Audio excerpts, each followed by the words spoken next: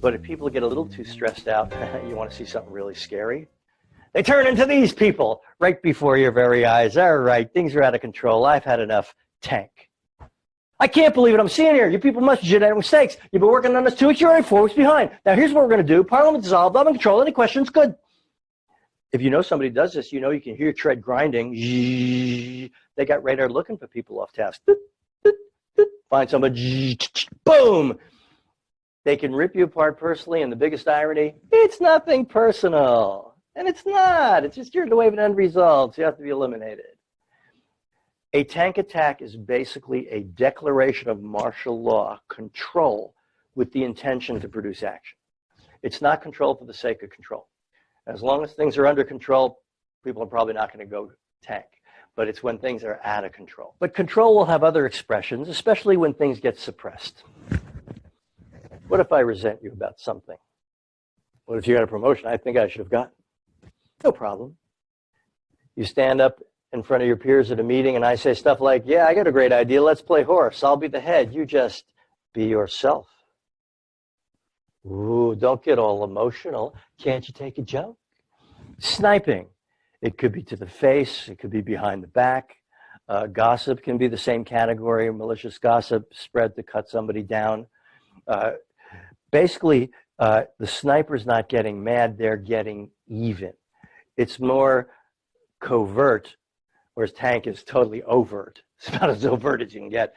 This is more covert. And it could be very often related to some resentment with you. However, if they're sniping at everyone, so they're an equal opportunity sniper, then it may not be personal with anyone. It's more about what they have suppressed. And we'll talk more about that. Add a bunch of ego and knowledge to the recipe, and control can easily manifest as know-it-all behavior. That's right. I know 99%. I'm happy to tell you how much I know. Dominate meetings, go on and on and on, take us down unnecessary tangents. Of course, I'll never listen to your clearly inferior ideas. Now, conscious communicators, you compare tank behavior to know-it-all behavior. We find that know-it-all behavior is definitely not as task-focused compared to tank. Somebody who's become a tank is not going to waste a minute to impress us. In fact, they don't care what we think or feel at that moment. They just want to make it happen yesterday. But when people go know-it-all in your presence, now you got ego operating right there on the surface. So they're going to waste all this time telling you how much they know. But the problem characteristic is the unwillingness to hear what others have to say. Important to note, just because people are very knowledgeable does not mean they're going to be a know-it-all. It's that unwillingness to hear what others have to say. Let's shift mental gears. Let's go to get it right. Now, from get it right, I could see perfection. I could see what could be. I look at what is. What does not measure up to what could be? And then I feel helpless to do anything about it. That's how whining starts. Now, when people whine, they have radar like tanks. It's just that whiner radar sounds like this. Boop, boop, oh, there's a problem. Pick it up, put it in my bag. Boop, oh, there's another one, put it in the bag. And another one, put it in the bag. And the bag gets so heavy, I can't take it. So I come to you. Here. Sign line 5. When people are whining, they're feeling helpless. They're feeling the victim. It could be in relation to the circumstances. It could be feeling disempowered in relation to other people. Or sometimes, ironically, it's in relation to their own high standard of perfection as to what they think should really be, but they're helpless to achieve. Other people in that area lens do not become helpless. Instead, they become hopeless. And that's how no behavior sets in. Negativity, forget it. We tried it. Nothing ever changes. Every silver cloud has a dark lining. You suggest an idea to them, they say, pull, boom, got that idea. Launch another while I reload. That's negativity. Whereas whining is a feeling of helpless, negativity is hopeless. In fact, negativity basically has all the arrogance and sureness of a know-it-all seduced by the dark side of the force. Other people, in the face of all of that, just say, fine, do it your way. Don't come crying to me when it doesn't work out. And from that point on, I say, And that's nothing behavior. Now, nothing behavior can be out of that get it right perfection area of the lens, which is the fine, do it your way, don't come crying to me when it doesn't work out. But then also there's another type of nothing motivation, which is from the get along area of the lens. Because let's face it, if you don't have something nice to say, I wouldn't want to hurt your feelings, so I say. I wouldn't want to take a chance of you being mad at me, so I say. On the other hand, if I'm in the get along area of the lens and you want something from me, I also want something from you, which is your approval. So I say, okay, sure.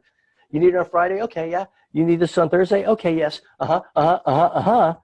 And suddenly it's very easy for me to become overcommitted and things don't get done. Because in that moment, when I'm going, my 7 bits of conscious attention is focused on another person, wanting to please them.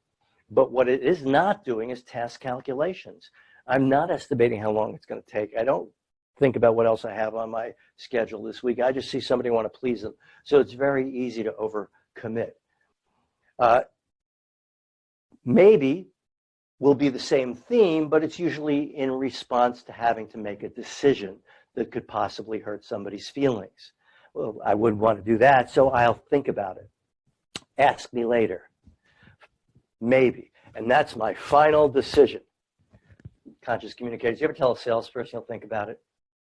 Are you really planning on thinking about it? Approval-oriented behavior.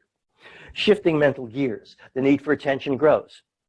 Nobody cares. That's the problem world today. It's the government's fault. Did you notice me?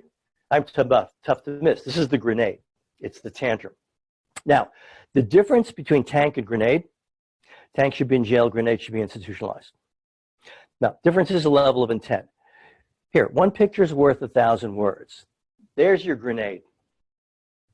There's your tank. Notice the focus in this image. Obviously, this one person will get it as a lesson to the others. If the others are still useful, they're okay. Over here, everyone goes. There isn't any doubt about it getting a tank attack because a tank will be, if they're face-to-face looking at their victim, very likely using pointed gestures, whereas grenade gestures are more diffuse. Tanks take aim and fire. Grenade blows up indiscriminately. With a tank attack, we can de-escalate them by moving forward fast. Forward progress de-escalates the tank very quickly. Whereas a grenade, we actually have to stop everything and put out the fire. When the grenade is blowing up, we're usually going, huh? What? It doesn't make sense. It's just too disproportionate to everything that's going on. And then very quickly, a lot of stuff that they might rant and rave about really have nothing to do with the present circumstances. That's because something triggers them and blah, everything they've suppressed comes out. Whereas with a tank attack, you know what it's about. Now, you may totally disagree with what they're doing, maybe their perception of what's happening, but you know what it's about. A tank attack is a demand for action. A grenade tantrum is a demand for attention. So we handle them differently. What you also get out of this area of the lens is another kind of sniper. This is friendly fire. This is people who like you, so they say, hey, I never forget a face, but in your case, I'll make an exception. Just kidding. I heard you lost your last job due to illness and fatigue. They got sick and tired of you. Friendly put-down humor, friendly teasing, friendly gossip. There is no ill intent here, but it could have some unwanted negative side effects. And then last but not least, what you also get out of this area of appreciation and attention is think they know it all. That's right. I'm an expert, and I believe it too, because whenever I speak, words come out my mouth, come back in both my ears, and I think this must be true. I just heard it twice. These are the 10 most difficult behaviors you'll face, and the bottom line, once again, is communication is like a phone number. You need all the digits, and you need them in the right order. And there is a phone number strategy that can take any of these red zone behaviors and pull them back into the yellow, if not the green. But the better news I have for you is you pay closer and closer attention as a conscious communicator, you'll very often be able to contain people in the green or yellow zones. Many times we are inadvertently, unconsciously pushing people out towards the red by not paying attention to what they need from us. The red zone has gone too far. Any positive effect of a red zone behavior tends to be outweighed by all the secondary negative side effects.